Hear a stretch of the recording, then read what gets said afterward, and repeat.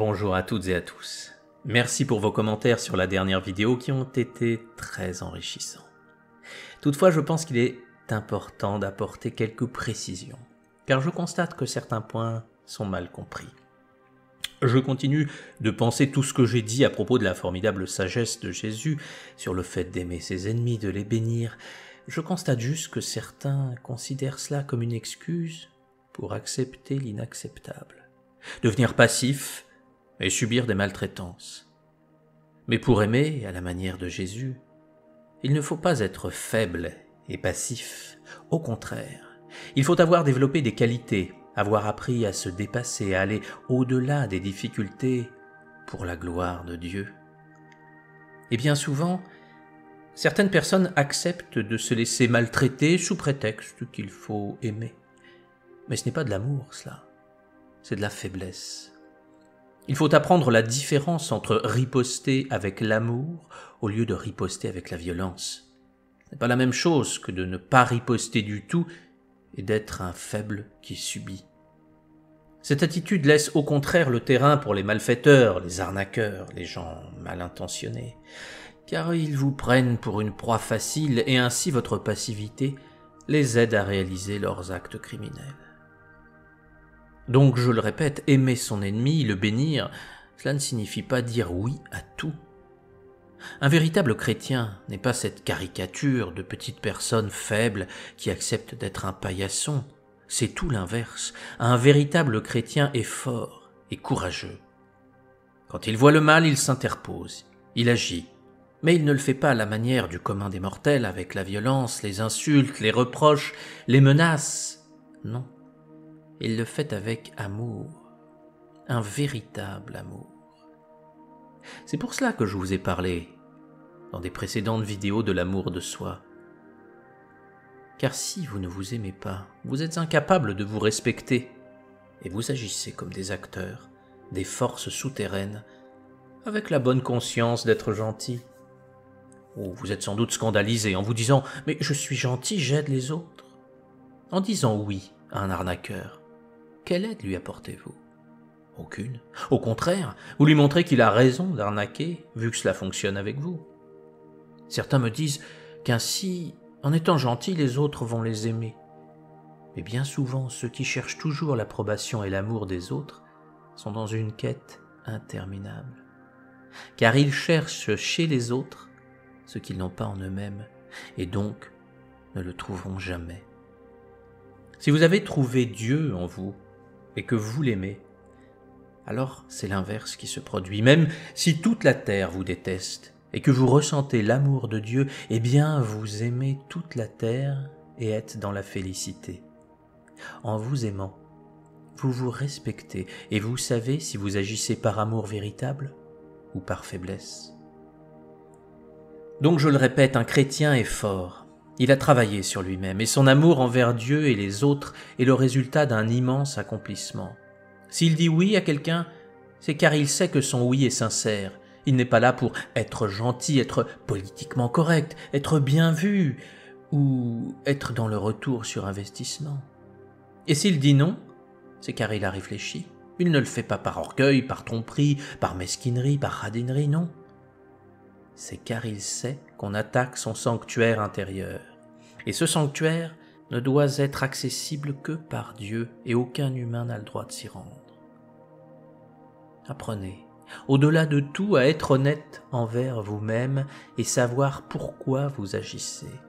Par peur, par faiblesse, par facilité ou par réelle conviction et par amour. La limite est très mince et souvent on ne la regarde pas afin de ne pas constater qu'elle a été franchie.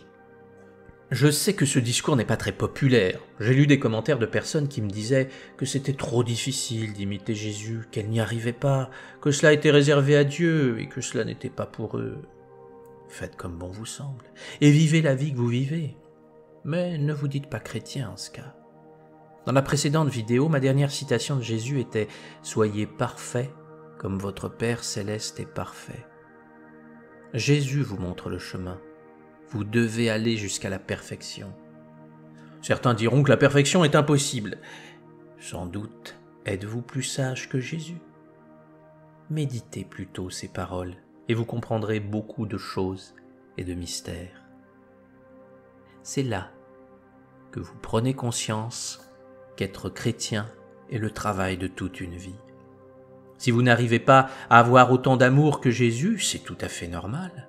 Si vous n'arrivez pas à aimer vos ennemis et les bénir, là aussi c'est tout à fait normal. Mais cela ne doit pas vous empêcher de travailler et toujours d'avancer. Je vais prendre une image un peu triviale. Imaginez que Jésus soit en fait un grand sportif. Vous êtes là, devant votre télé, vous n'avez jamais fait de sport de votre vie, vous mangez des chips, et vous voyez Jésus en train de courir le célèbre trail de la Diagonale du Fou. Alors pour info, la Diagonale du Fou, c'est une course à pied très célèbre qui se déroule sur l'île de la Réunion et qui fait 168 km avec 9900 mètres de dénivelé positif. Du coup, vous voyez Jésus en train de courir, cette course quasiment impossible, et vous vous dites « Ah ouais, oui, c'est pas mal ce qu'il fait Jésus. Bon bah je vais l'imiter, je vais faire de la course comme lui. » Donc, vous vous levez de votre canapé, vous mettez vos chaussures et vous vous dites « Bon d'accord, alors lui il fait 168 km, bon moi je vais faire 170. » Et vous commencez à courir. Et là, au bout de 200 mètres, vous n'en pouvez plus. Et vous êtes à la limite de vomir vos chips. Et vous vous rendez compte que les actes de Jésus sont tout à fait extraordinaires. Alors que faire ? Oui, vous pouvez vous dire que Jésus, c'est Jésus, et que vous ne réussirez jamais cela, et vous retournez sur votre canapé manger vos chips. Mais vous pouvez aussi vous dire que vous avez compris l'immense travail qu'il vous reste à faire pour être comme lui, et que vous n'avez pas une seconde à perdre, et qu'il vous faut commencer votre entraînement dès aujourd'hui. Mais quel est le secret de l'entraînement ? Faut-il courir le maximum que vous puissiez chaque jour jusqu'à en perdre connaissance ? Non, bien sûr que non. Vous devez trouver un programme d'entraînement et vous y tenir. Vous qui aviez du mal à courir plus de 200 mètres, vous avez déjà cherché à atteindre l'objectif de courir 5 minutes sans vous arrêter, puis ensuite 10 minutes, puis 30, puis 60, et ainsi, petit à petit, vous progressez. Parfois, vous avez l'impression de régresser, de ne pas avancer, mais l'important est de continuer avec persévérance et intelligence. Voilà. Je ne vais pas continuer la métaphore plus longtemps, je pense que vous l'avez comprise. Oui, il vous semble peut-être impossible d'aimer comme Jésus aujourd'hui. Mais non, ce n'est pas une raison pour ne rien faire. Et ensuite, si vous n'arrivez pas à bénir et aimer vos ennemis, eh bien, commencez par des objectifs plus petits. Bénissez vos cellules, qui chaque jour font un travail extraordinaire sans être jamais remerciés. Bénissez des amis, bénissez votre chat, votre chien, bénissez les membres de votre famille, et au fur et à mesure, vous progresserez. Pour résumer, oui, le chemin qu'a tracé Jésus est extrêmement ambitieux, mais non, ce n'est pas une raison pour ne jamais avancer.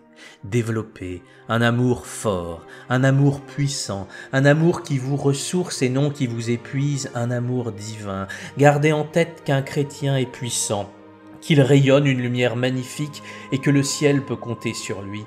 Vous pouvez être ainsi.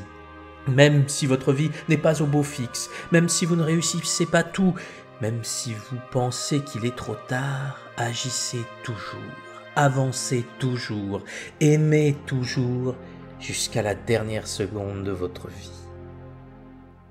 Je vous avais dit la semaine dernière que nous tenterions une expérience.